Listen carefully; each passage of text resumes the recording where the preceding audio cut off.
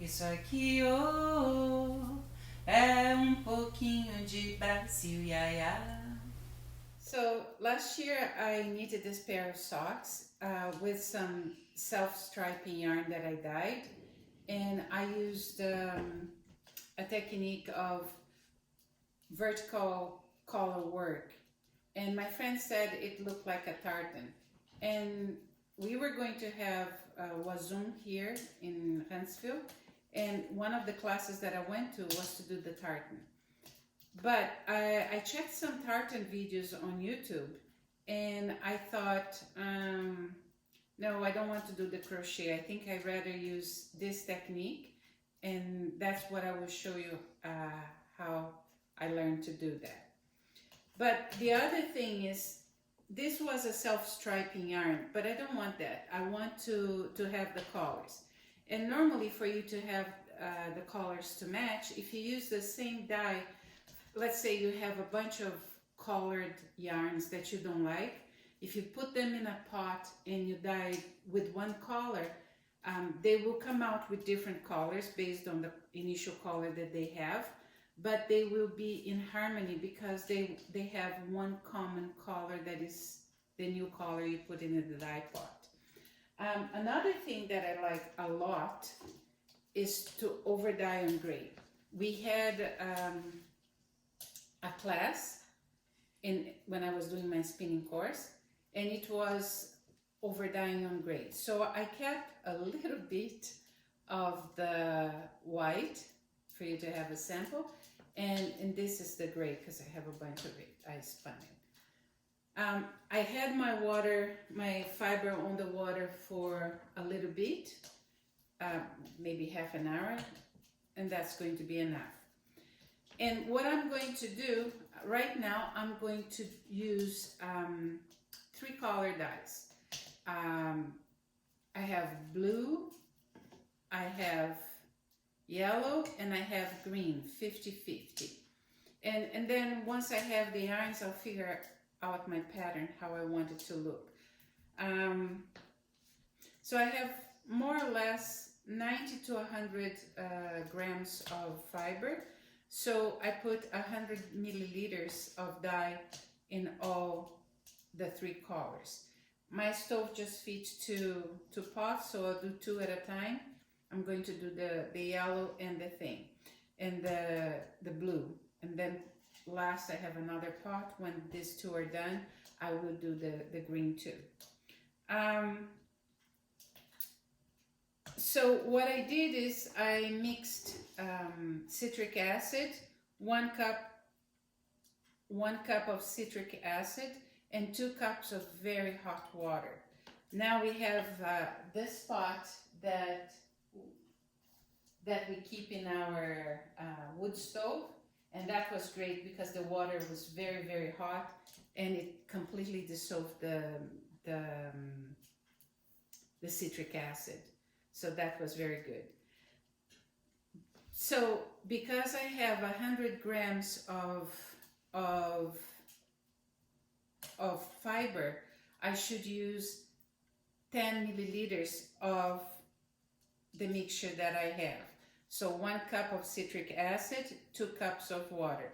But I'm going to use 15 just in case. So 10, 15.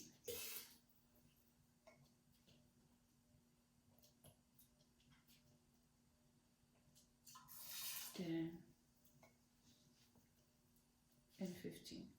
And the amount of water that you have, the more the better, because there's more space for the yarn to go and to float and then get the dye better.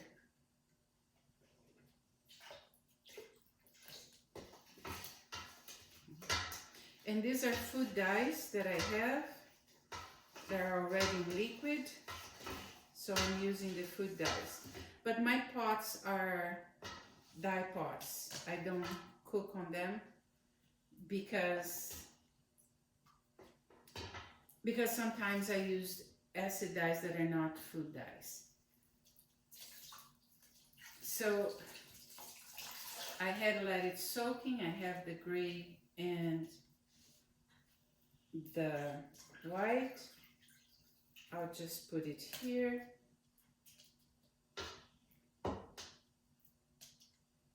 And I'm going to leave it in the wood stove to cook.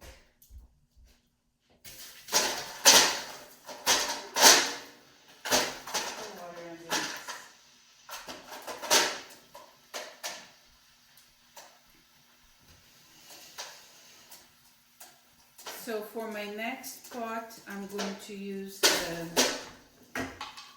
yellow. Sorry, I should have dried the pot before putting it there. Maybe I will do that. So I dried the bottom of this pot so that it doesn't pop again when I put it there. And I'm mixing the yellow.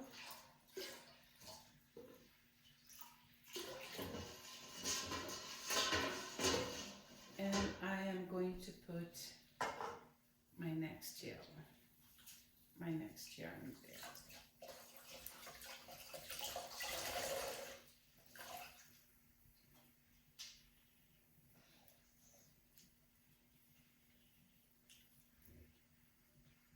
This gray is very dark, so I want to see how the yellow is gonna go on it. If I think it's not too much, I might add some yellow later and I'll let you know. I'll see how it comes.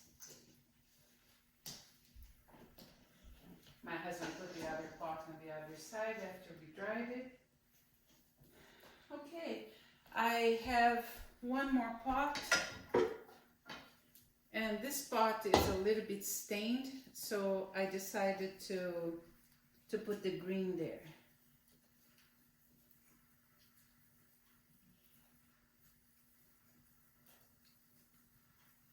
So 15 milliliters, sorry. 15 milliliters. It's because in Portuguese we say mLs. That is ml, but in English it doesn't sound good. So I'm going to put the green here. I can even add some fresh water here.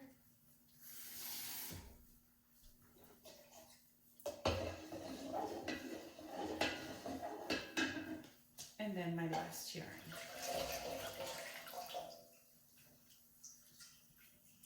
So I spun 140 grams in total of the white one. It's the Corriedale. The white one is Corriedale. And I spun it 4 socks. And the gray one, I think it's a cross. I think because I bought thinking it was Targi, but it's a little bit coarse for a Targi. And the farm that I bought it, they had also Border Laster. So I think this was a cross between Border Laster and Targi. So it's more or less. The lock was very curly and stuff, so I don't know. But anyway, it's a good yarn. It's a beautiful color, beautiful gray. And I'm going to leave it here, and then once it's done, because now I just have to leave there for the water to be, all the dye to be absorbed by the fiber with the heat. So next time I come, the yarns will be ready to go. So they will be dry. Okay?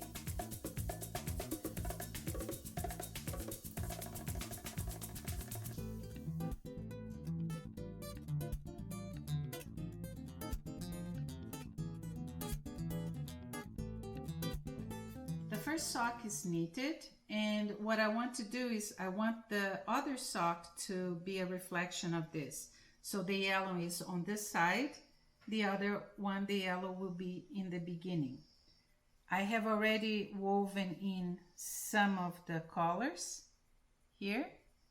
So the yellow is here, the gray is there on the third, and everything on this side. I left one last color to weave in just to show how I'm doing this. That is on the back side and is on the sixth stitch. So what I'm going to do is just pass it through here and weave in. And you have to pay attention when you are weaving in for the sock not, for the collar not to show on the other side of the sock. So depending on how you get the stitches, it's going to show there. And you can weave in for as long as you want. Oops, let me just pull it here and then pull it back. So the video that I watched, and I'm going to have a link underneath, she said that for each inch that you're gonna knit, you should have 1 foot of fiber left over for you to do the vertical collar stranded. So I did that, and what you do now that all the parts are here, you have to sort of organize them and make a butterfly. So let me just try to have it as well as possible. Just be careful so that you do not take it from where you wove in. She also says for you to cut, but I don't need to cut the end. I'm okay. So what you're gonna do is you're gonna get the stranded collar and you're gonna make a butterfly. Sorry. So you just go doing this up to you have just a little bit left over. Then it goes underneath and it's gonna go through this, and you do another one.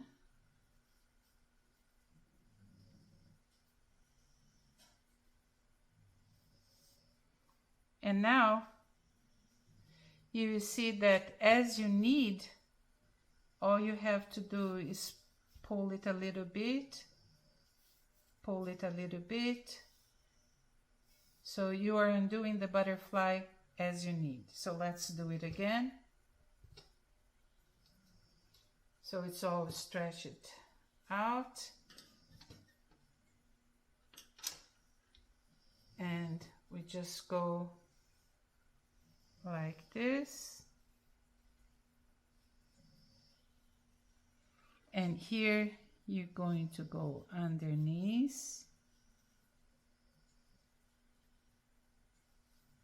pull it, and underneath again, and once again. And your butterfly is ready. So now that your butterfly is ready, we are ready to start knitting. So my first row was this grayish blue. That's what I'm going to do now. I know that wherever I put the marker is where I am starting the row. So let's do it. And somehow it's looking that I did something wrong here. So now all we have to do is to start knitting. I'm doing the first, the second. When I get to the point where I have to do the gray, you have to be sure that the color you are using for your row is going to be in between the two stitches so that it get stuck in there. It's like when you do when you're doing color work and regular color work, and you want to do the and you want to lock the back of the yarn. So I'm pushing it here, and when you push you won't see. So then I go to 1, oops, yeah, with the green, 1 and 2, and again now I want the yellow to come out, so I go in. You see my green, that is the line, the yarn that I'm using now, is in between the two colors, and I have it there. So I'll go for the next yarn.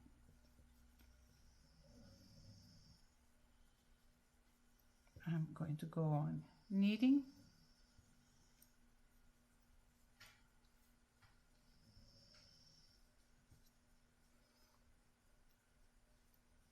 Let's say that you are a continental knitter. I'm not, but let's see if I can do it like this. Okay, so now today says 1 more. You're going to put the yarn here so that it's in between your work and the next color, and you pull and you knit with the green. Then you let it go of the green, knit with the next color.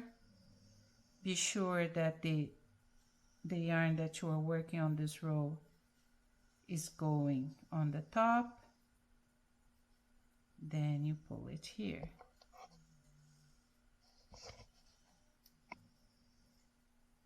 And you go on with the other color.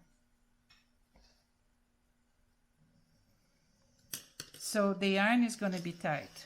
Let me do another row here.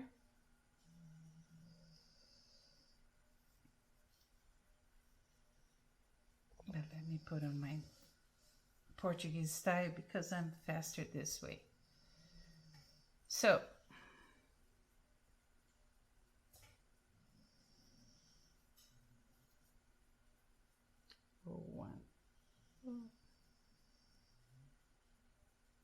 one, 2.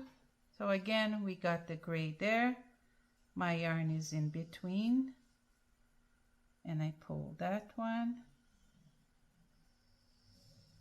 Now I go back to my row yarn, and now I have the yellow, and here. Let me do it as a thrower. You go there,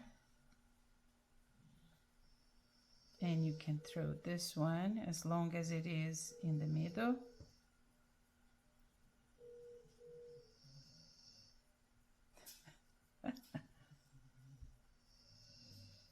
And here, and here.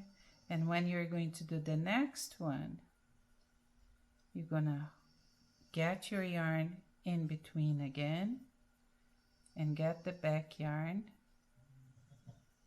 and knit with it. Sorry if I'm mixing all the knitting ways here.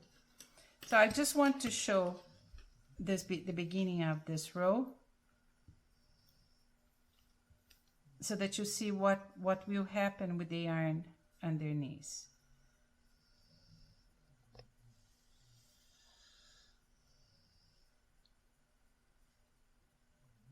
So I'm gonna knit the first one,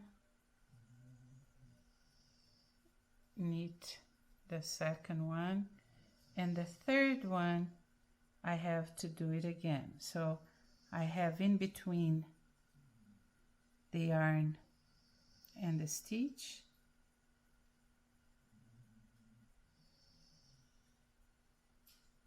and I pull it.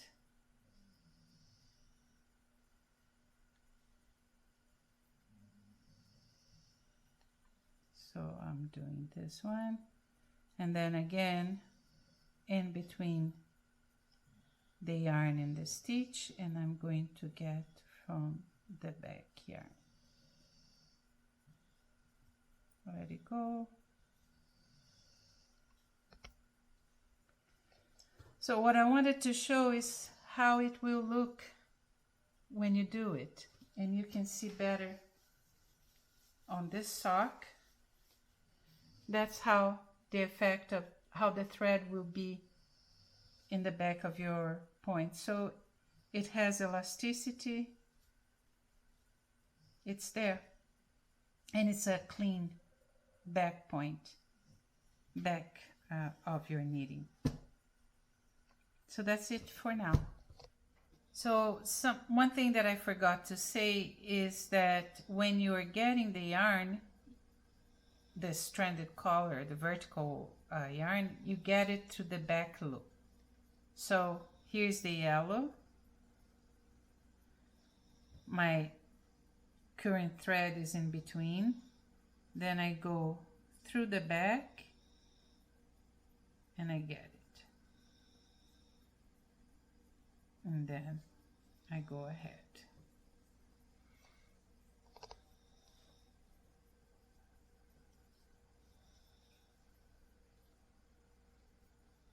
And if by any chance you see a little bit of the other color here, all you really have to do is to pull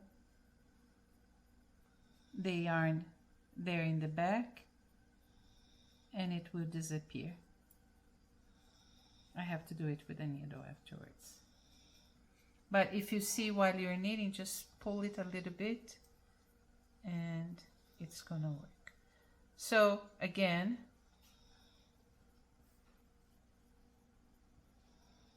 my thread is in between the stitch and the yarn, and I go through the back. This is what I mean. Normally I would go through the front to do my knit stitch. When I am here, I go through the back.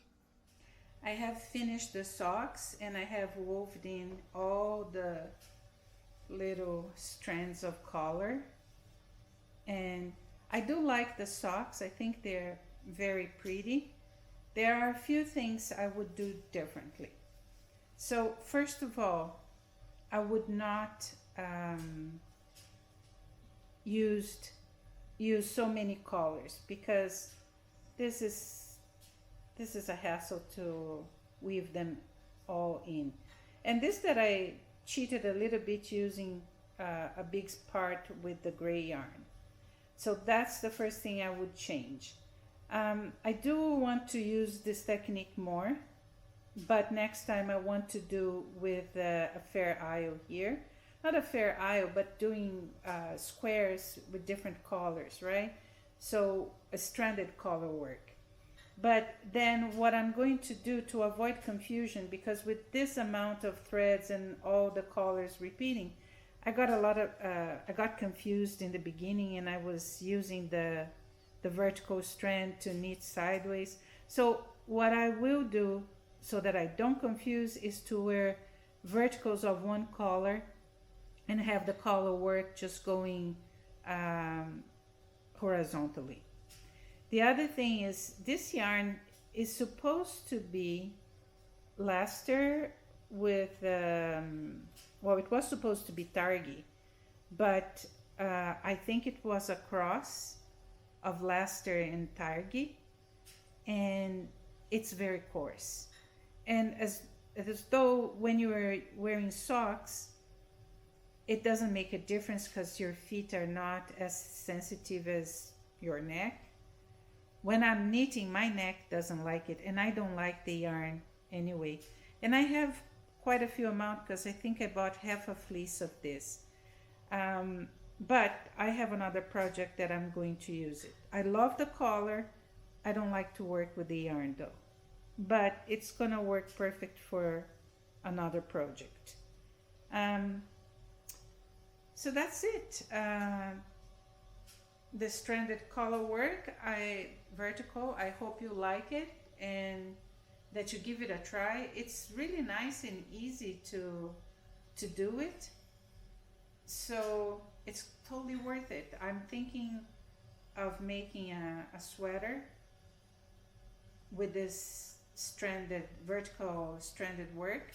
I'm going to put a link for the video on this, because in the video she explains much more than what I did here. This is the basic, but she talks about moving it sideways and how you would do. Give it a try, see if you like. There are some